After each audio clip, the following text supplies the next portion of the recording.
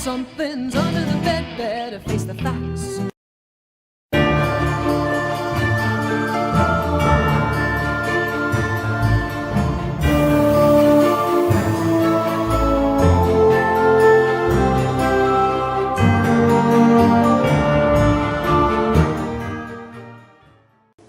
Hello everyone! Today we're talking about monsters under the bed. Are they real? Are they not? If they're not, why is it such a childhood phenomena?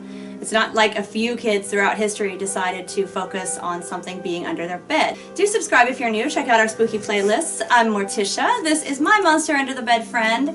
This is my husband Gomez and his monster under the bed friend. Shout out to you, Jess, because Gomez's friend is from Jess. I just love like anything monster. I love monster toys, and when I think of monsters, I don't think like Frankenstein, because I don't think the creation was a monster. I think of cute little hairy things like this or this. So, and I always think about like under the bed. I don't know, other things can be like scary or whatever they want to be, but this is my idea of what a monster is. I know there are all different sorts of monsters, and I know every person has their idea of a monster, but that's just what I think of. What do you guys think of when you think of monsters?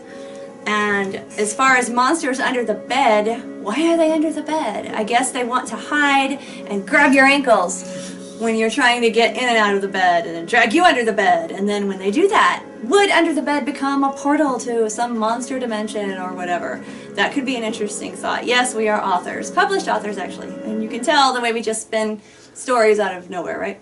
So, yeah, we have a paranormal playlist, so we're going to link that below. If you guys are also new, check that out. It's just our different, like, mainly our own experiences, but there's some, like, other discussion kind of videos like this about the paranormal as well. So, yeah. Monsters under the bed. What do you think, Gomez? What's your take?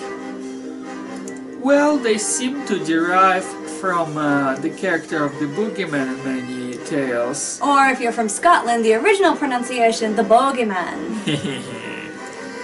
You're Russian, but I think you could sound Scottish if you wanted to. Let's see, bogeyman. That's right. AC/DC has a song called The Bogeyman. Oh, good taste they have. Yeah, they like to sing about scary stuff, which I like, so I will try to link that below. And I will link the song clip that we used at the beginning below too. It's by one of my favorite singers, Heather Alexander, now Alexander James Adams, but I just love songs about stuff like that, so I will link the Monster Under the Bed song as well. So yeah, you think the monster comes from the parents trying to scare kids with bogeyman stories? Well, it seems like an interesting point to be under the bed, or for that matter even in the closet. There are two very interesting psychological points, because it's like when somebody is at their weakest point, they're taking off their clothes, they're vulnerable. And so people take off their clothes under the bed? No, it's just like when people go to sleep, then they take their clothes, like, or they used to, or sometimes in some cultures they do, depends. But the connection is that in both cases it's sort of like a liminal place between things again, both in the closet and under the bed. And like a transition? It is a transition, but it is also a spatial point. It's transition from one state to another, from state of being outside maybe in a sense, or to be... Like, oh, in the closet, out of the closet, or in the bed to getting out of the bed and getting up, and you have to pass that under with your foot to transition, or from getting off the floor in the bed. Yeah. And I think there's a good reason that enough of the monsters were placed in those places, because even... well, under the bed in particular, since we're talking about that, there used to be all kinds of theories about sleep, how the soul travels during the sleep time, how different monsters, say the Mara or that gave rise to Nightmare or somebody, like all kinds of dream specters and visions, and how things come from the outside, from somewhere out there, into the living world, into the dreamer's mind. So with that in mind, a dream itself is a sort of a travel to a different land, whether it's imaginary or real or metaphysical or whichever way you look at it, it's sort of like a travel of the mind, or it can become so in particular, and the under the bed might serve as a portal for things to go in or out when you think, again, like symbolically. Right. So what if there was a portal that only children were able to see or access? What if only children could be reached by this portal because their minds are more open, their imaginations are more fluent, so it's not a new theory that children can see more than adults because of that. So what if they could access more too because of their lack of limitations, and there was something under the bed and there was a way for that to actually be activated? Yeah. We really don't know. Like, I never had any experiences. This is just more of a discussion paranormal blog. It's not from my experiences. I assume you never had any experiences. No, I just had scares of the closet, and it always seemed like shadows were moving there, but no direct experiences. Yeah, I think that a lot of people like to write it off because the under the bed kind of has the darkness too, and then outside, under the, like, beside the bed, but where there's still light, you know, you have the light play, and then there's the dark under, so that could be shadow play too, like the closet.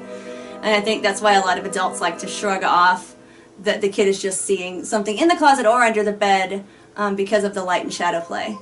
Yes. And maybe, I'm not saying that there are monsters under the bed because I honestly don't know, but I like the thought of portals, and I like the thought of children being more accessible and being able to see more, and I like the thought of that's why something's under there. And our friend Karen had a situation with an under the bed monster. We will link that as well. It's actually a comedy bit that we did on our TV show with her permission on our local TV show that we upload to YouTube after it's been aired, and it's called Frightfully Brilliant, and that was in, what, episode 7? It was, yeah. So we will link that because it was under the bed. You never know what can happen. But yeah, I don't know. I like the psychological explanations. We're going to leave a lot of links below because I'm going to leave an article link as well that I was reading that was kind of what Gomez talked about the bogeyman having the general, like, beginnings of the monsters under the bed, and it being because of the dark and the shadows and all that. But I kind of like the whole, like, there's really something under there, and there's really portals, and the shadows, the in-between space, as you called it, right, is what allows that to be. Yeah.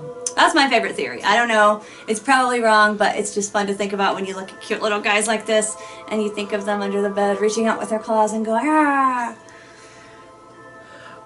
Yeah, and I like how the bogeyman is portrayed in different ways, and after of the times he's amorphous, basically, just like dreams themselves. And he is a character who is outsider, who is the punisher for the children. But most of the Punishers, symbolically or metaphysically, they come from a different system outside of the one you are dwelling in, whoever you happen to be. Of course, for Nightmare Before Christmas, Oogie Boogie is like a boogeyman, obviously. Like. Yes.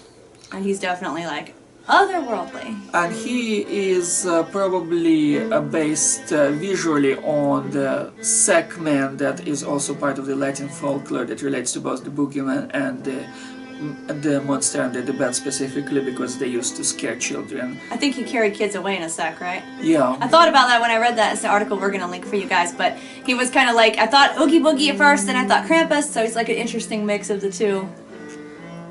Yes, he's adorable. So, yeah, see, we would be alright with under the bed monsters. I'd be like picking it up and playing with it, and like, oh, you're so cute. Maybe even feed it. Yeah, show us your cool portal. Good with that. Which is probably why we never got any of them, because, like, when I was a kid, my favorite toy was Stripe from the Gremlins. So I wasn't really, Gizmo was cute, but like, I want to hang out with Stripe.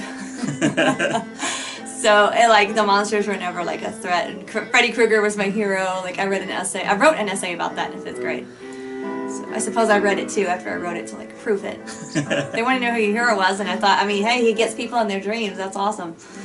So, like, maybe the kids who don't really have a fear aren't really, like, drawn. But I don't know. I like the portal theory. I like the psychological theories I understand about being afraid of shadows and deciding if you see something that looks like it's moving under your bed because of light and shadow play, it has to be a monster. And I understand that, but a lot of things that look normal aren't. A lot of things that don't look normal are, so you just don't know. But that's our take on under the bed monsters. What is yours? Do you like ours? Do you like either one? Do you disagree? What are your thoughts? Have you ever seen one when you were a child? And until next time, stay spooky, my friends.